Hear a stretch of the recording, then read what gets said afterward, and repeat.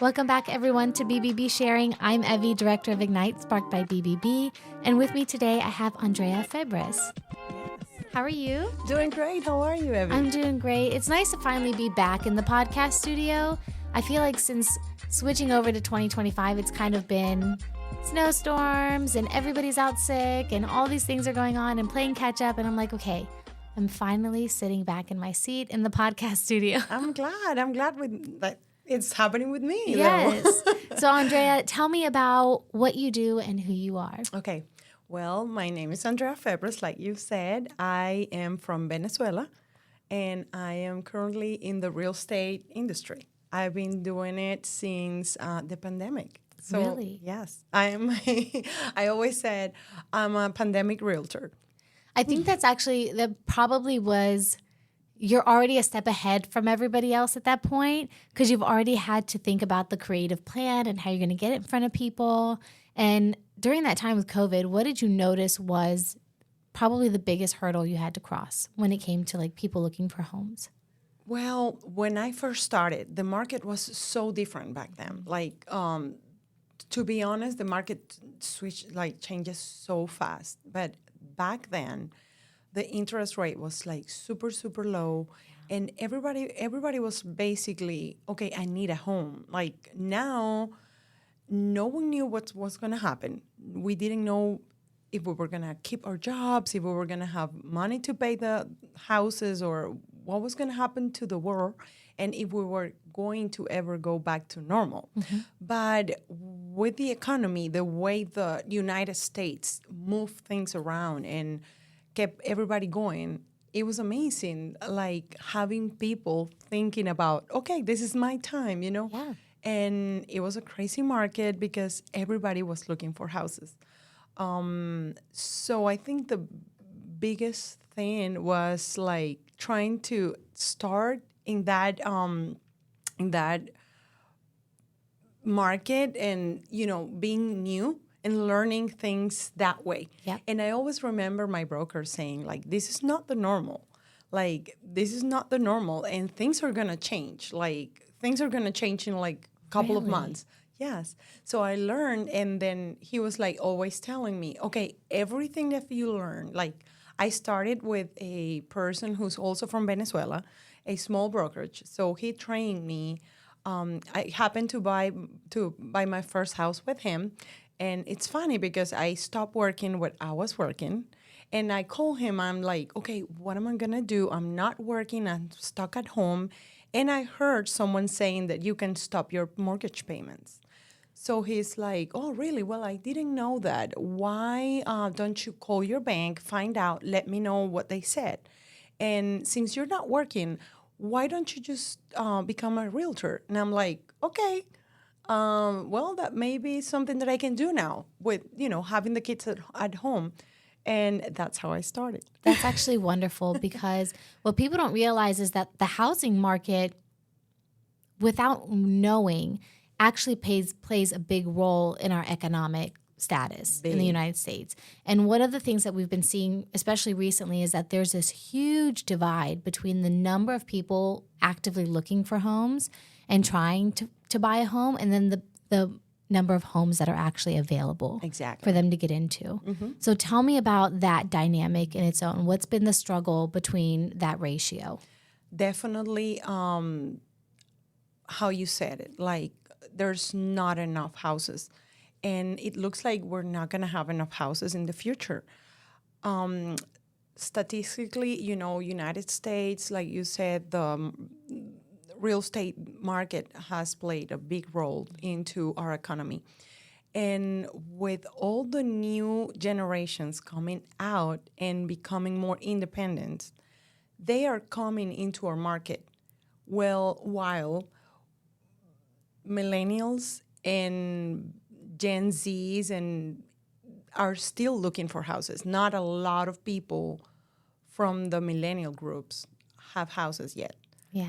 And we have now the new generations coming out and wanting to buy houses. So there's not enough houses in the United States. That's the biggest problem right now. And with the way the economy is going, a lot of people have they're not sure what's going to happen, but you always have to pay somewhere to live. You Yeah. know why? It's either going to be rent or it's going to be mortgage. Exactly. You're going to have to pay either or. So a lot of people are thinking, okay, if I'm going to be paying $2,000 monthly, why don't just go out and buy my own home? Yep. And then in the near future, 4 or 5 years, I can see what I can do, if I can go to a bigger place, or families change so much. That's true. So that's our biggest situation right now. It's struggle to find houses, to make It sure is a struggle. make sure your clients get what they're looking for. A lot of people will come with so many expectations, and then as they start, those expectations have to shift a lot because You of kind that. of see their demeanor go down a little bit. Like their Yes. initial excitement, and then kind of leading up to the end part, they're like, okay, we had to give in on a lot because there really aren't enough options out there. Yes. And given also the fact how much interest rates are up, how much the cost of homes have actually gone up A lot. crazily, it's insane. Yes. I think what I read was that I learned from a Spark conversation this past week was that the average poverty level for a 4-person household is now $93,000 a year. Exactly. That's poverty level.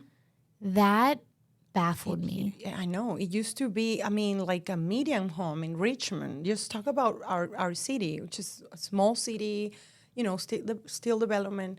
The median was like 230, and now the median home is $400,000. So it's a big difference. When we're talking about getting up to with the costs of actually moving and the costs of closing costs and all of those things, you're looking at $500,000.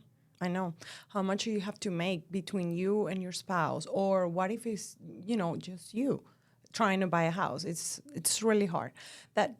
One of the things that I always said that I'm good at is listening to people. I love sitting down with my clients. I love taking the time to know them, to talk to them, listen to them, and see what their expectations are. I love to get to meet the family and meet the kids and get to know them, where I can see and feel what a good house will be, or what they're looking for. Sometimes they'll come with a huge list of things that I want to have in my house, and when you talk to them and when they start looking at houses, how they can start. Okay, this is what I can compromise now, because this is what I can find.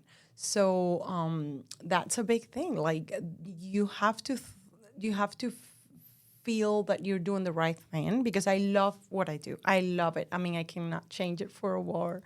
It's just so rewarding when you see someone, getting to get their house. It's one of the biggest dreams, American It's nice dreams. because they finally have a home. Yes. When you're renting, it kind of feels like you're stuck in limbo.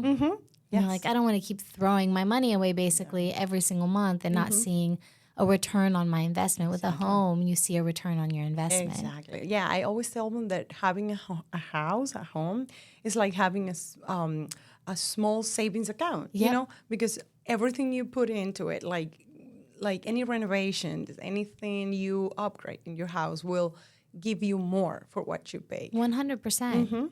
So what is it like when you have, and I promise this is my last question, I won't hound you anymore, but what are the types of conversations that you have with families or with people looking for homes when you're like, okay, I listen to the expectations, I love your excitement, I think this is great that you're ready to take this big step in your life. Here's what we're looking at. What can you afford? Exactly. Because there's the issue of house poor.